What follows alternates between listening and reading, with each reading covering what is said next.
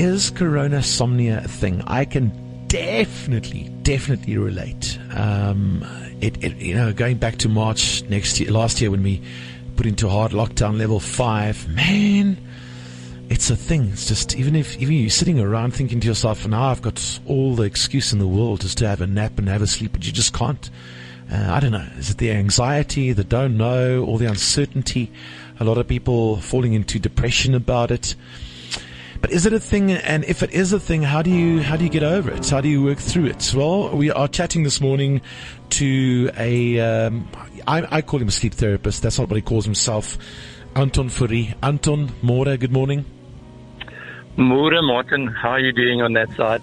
I'm all right. What do you call yourself? A clinical technologist? I'm a clinical technologist by profession, but, one of our specialty areas is obviously sleep, so that's why you guys are chatting to me. So we do sleep diagnostics and find out why people can't sleep, or if they have problems when they are sleeping, and try and help them. Try and help them through it. Is coronasomnia a thing? Are people sleeping worse because of the coronavirus and the anxiety and depression around that? Yeah, Martin, I think, unfortunately, it is a thing. I think that what's happened is that we are creatures of habit and creatures of routine. And one of the things that's happened is that our routines and our habits have been broken by Corona, because we're spending different working hours and working times, etc. And sleep is something which is very dependent on routine and doing it, at the same time. Every night, going to bed at the same time, getting up in the morning. And I think what's happened is that, with working from home, etc., we've broken those hours. So definitely, the patterns that we've created for ourselves is hugely contributory to us not, sleeping or getting the quality sleep that we should be getting. Absolutely. Would that mean then to get healthy sleep that you need to stick to a pattern? So you go to bed more or less the same time every night, you get up the same time? Absolutely. I think we, even without Corona being around, we talk about sleep hygiene. And there are a couple of things that we need to do to sleep well in any case. And I mean, this is advice that we give to folks who can't sleep, even when Corona wasn't around. Yeah. So, definitely I think the very important things are not having a big meal just before you eat, exercising, alcohol, coffee, those things. Certainly the one which and unfortunately I call it infomania and Zoom mania, which fuels Corona mania. And we definitely have to, at least an hour before we go to sleep, get rid of our blue light objects, our cell phones, our computers, etc. That's critical, because what that does is that it actually stops the body producing melatonin, which is your sleep hormone. So definitely those things. Going to sleep at the same time at night. I think the other thing as well, is just to use your bedroom for sleeping, not as an office. I think that's extremely important. So once again, that's also challenged by the lockdown and by working from home.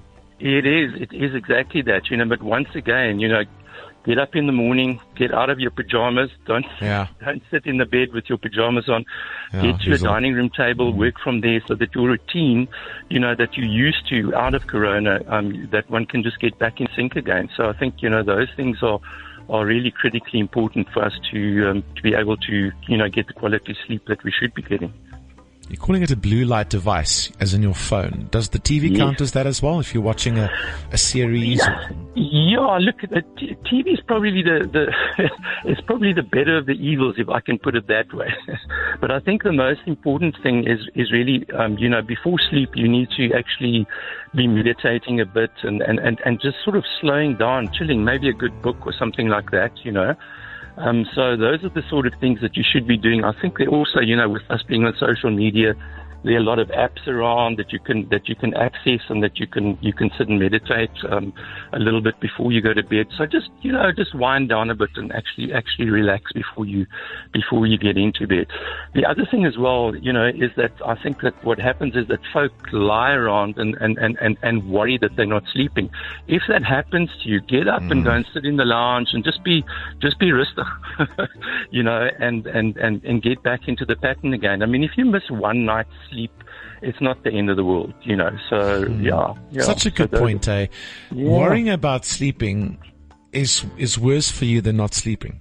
Exactly. Am I right? Exactly.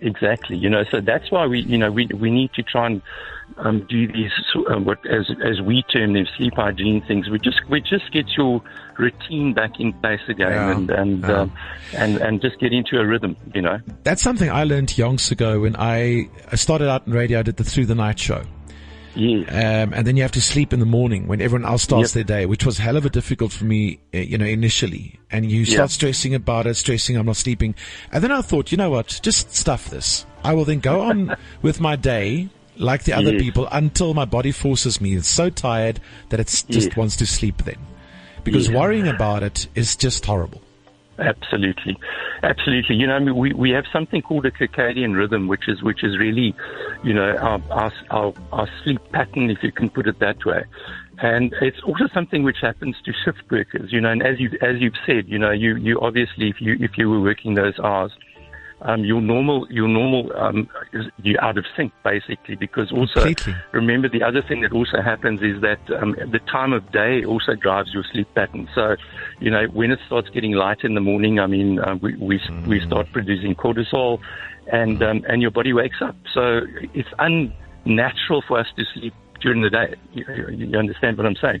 So your adage of yes, your body will actually, if it needs a sleep, it'll push you towards that, So block out absolutely. curtains. Yeah. Block out curtains. Yeah. Anton Correct. is the answer, Correct. Liesl.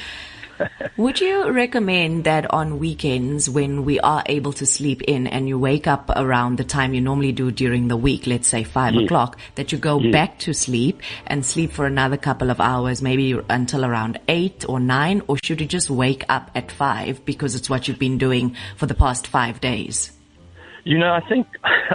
I think again, one has to be guided by your body. I think we automatically maybe are a little bit more relaxed on weekends, So yeah, if you feel, if you normally get up at 5 or 6 o'clock, then you do that. But don't force yourself to spend another 4 or 5 hours in bed if you're awake, because it's weekend and you're going, well, I can sleep another 4 or 5 hours, but it doesn't help to lie there and you're awake while you're spending that time in bed. So then rather get up, and have a cup of coffee or have your tea or whatever the case may be. And if you feel so inclined, then you back to sleep and go and just relax and chill for a little bit longer. But if your body is saying to you, sleep in a little bit later, then you do that as well.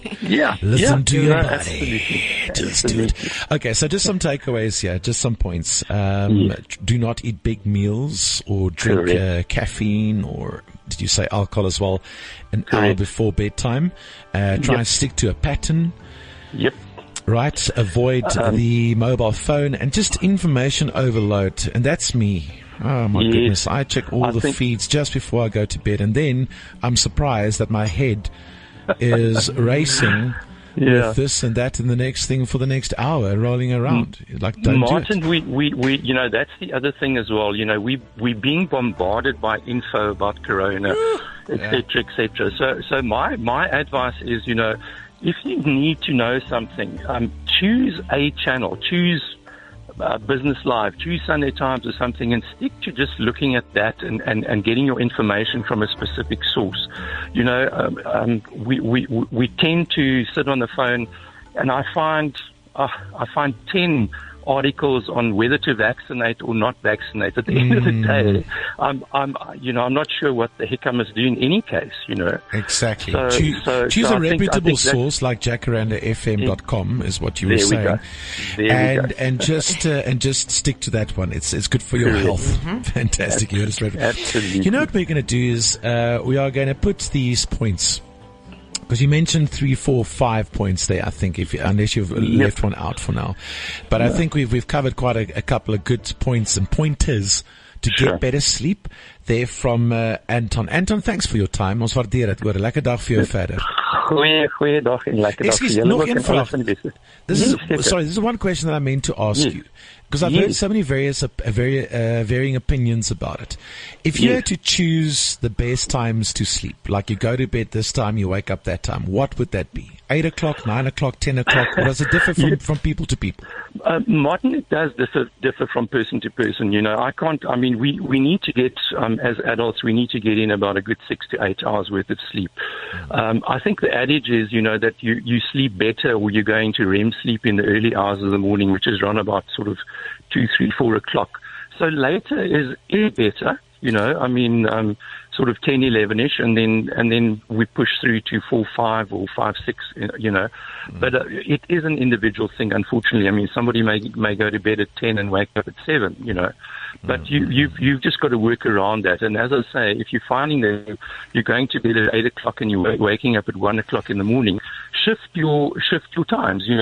Try and see if you go to bed at 11, then maybe you'll get more in sync with waking up at a good time in the morning before you go to work. So those are also things that one can look at just to improve that rhythm or the sync. Super, Anton. Thanks so much for your time. Bye, dankie hoor. Moet daar vir jou verder. Cheers, man. Bye bye. Okay.